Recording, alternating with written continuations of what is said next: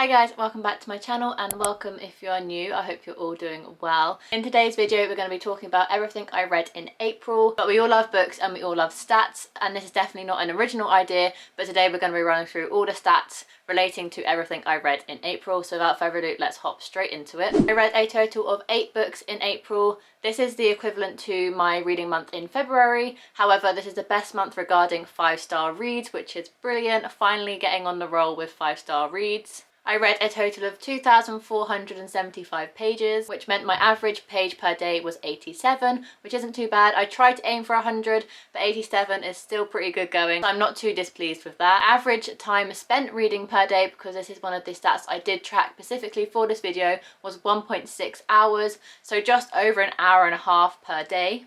I rated 2 5 stars, 3 3.5 stars, 1 3-star, 1 2.5 stars, and then I also didn't rate a book as well. We'll go through all of those in more detail later on, but this meant my average rating was a 3.5. Not too bad. I had a good reading month. I rated a good few books like a higher rating, which I'm very pleased about, and hopefully that means better things are to come in the latter half of the year, because as you know I kind of really struggled with the beginning half, but I think I finally found my groove, which is incredible. I'm so excited for everything I'm going to be reading in the upcoming months. 4 of those were romances, 2 were contemporary, 1 was a non-fiction and 1 was a historical fiction. A whopping 6 was adult, which means 2 were only YA, and if you know me, this year one of my goals was to read more adult fiction, so I'm very happy with that ratio.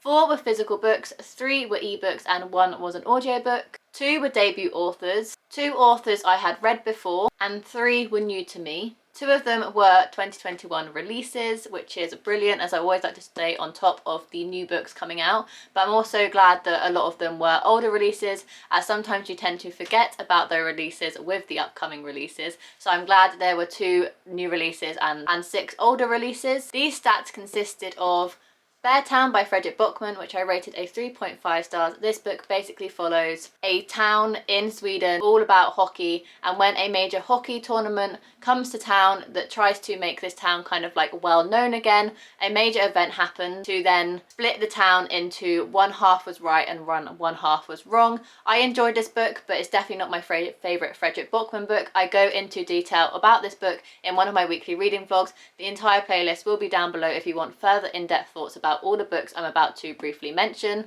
but this book has trigger warnings for rape, sexual assault and violence. I then read Whites by Otega Uwagba, which is a non-fiction book written by Otega Uwagba about her position and herself being black in a community after George Floyd was murdered, and her account and how she felt. Therefore this book goes unrated, just because I don't like rating non-fiction books anymore, because they are truly about someone's personal opinions and personal life, and it just felt wrong for me to rate it. But I do highly recommend you check out this book, especially since the recent prosecution of Derek Chauvin, I think is how you pronounce the police officer's name, who murdered George Floyd. So it's a very prominent book, and it's only a short novella, and I highly recommend it. And then I read Honey Girl by Morgan Rogers, which I rated a 5 stars, and it quickly became one of my favourite books of the year to date. I did a whole video of my best books I've read so far in 2021. I'll link up above and down below for you guys if you want to check it out. But this book basically follows our main character, Grace Porter. She's been in the shadow of her military father her entire life, so she's always been quite academic and very driven. She has a bachelor, a master's and a PhD all in astronomy. So when she goes to Vegas to celebrate the end of her education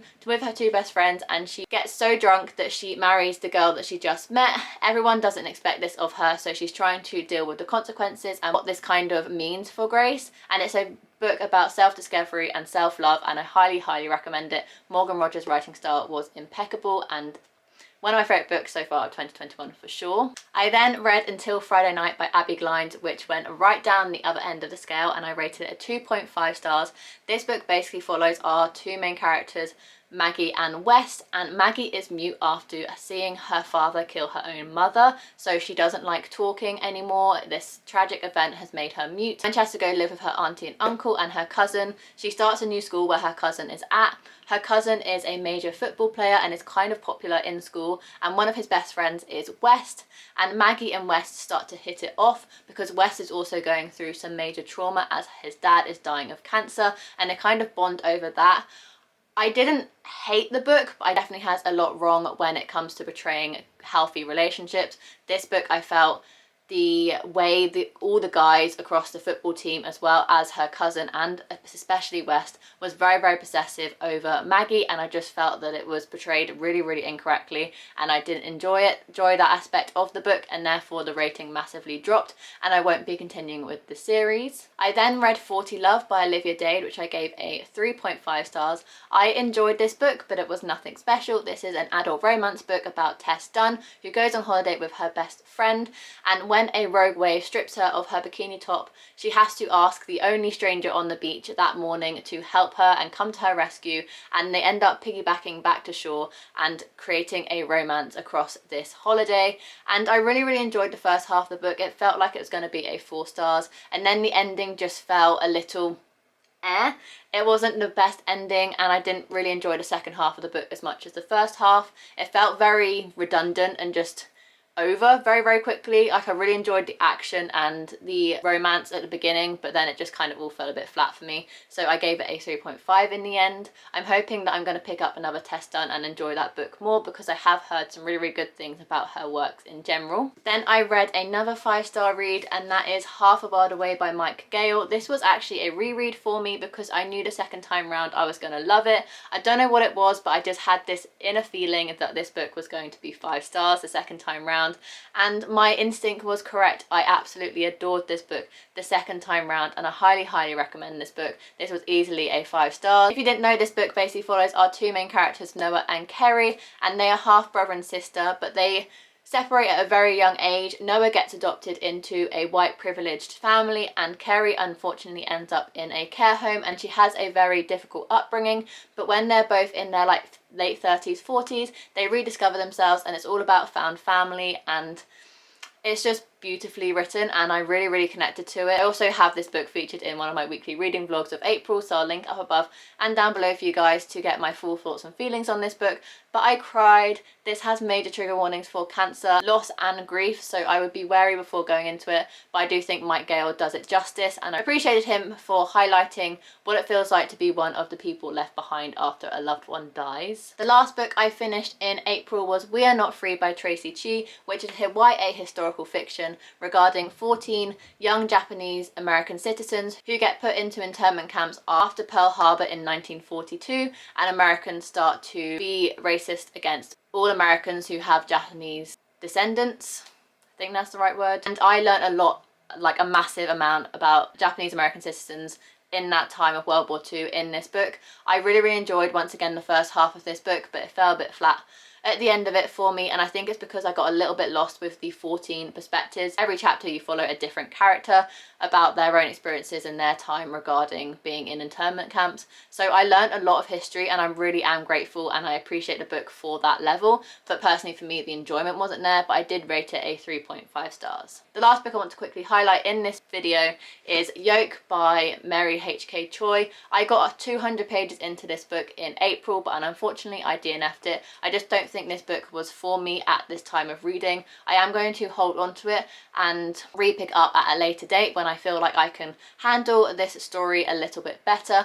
But this book basically follows our 2 sisters, June and Jane, and they're nothing alike, and they have kind of separated over the years, and they don't really communicate very well. But when June gets cancer, they start to form a new relationship, and I was enjoying the sisterly bond against this, but I wasn't enjoying the romance or the writing style. So I think it was more me than the book, but I want to give it another go just to make sure. But yeah, this was a book I DNF'd in April. I also forgot to mention that I read The Summer Job by Lizzie Dent. This is an arc which is already out, so if you're interested in reading it, I'll leave the link down below. But this book basically follows our main character Birdie when her best friend goes off for an Italian summer romance. Instead of taking the job that she agreed to, Birdie decides to take her place and pretend to be her. However, her best friend is an expert in wine, and she has won awards, and she's this really famous wine connoisseur. So Birdie is truly out of her depth, but she falls to one of the chefs at this restaurant, and shit ensues, basically. It was a fun, cute summer romance, but it was nothing special. I gave it a 3.5 stars. So with all that being said, my favourite book of April was Honey Girl by Morgan Rogers. My least favourite book was Until Friday Night by Abby Glines, and the book that surprised me most was Half a World Away by Mike Gale, just because when I first read this book last year I gave it a 3 stars, and on reread I gave it a whopping 5-star book, and it became one of my favourite books of all time. So there we have it. Those are all my stats and my reading wrap up for April. I really hope you enjoyed this style of video. If you did enjoy this video, make sure you give it a massive thumbs up and subscribe below to see future content from me. I do anything from weekly reading vlogs, TBR games, book recommendations, and everything in between. Anything your bookish heart could desire, I have it all on this channel. So make sure you're subscribed so you never miss any more future content. And without further ado, I will see you in my next video. Bye guys.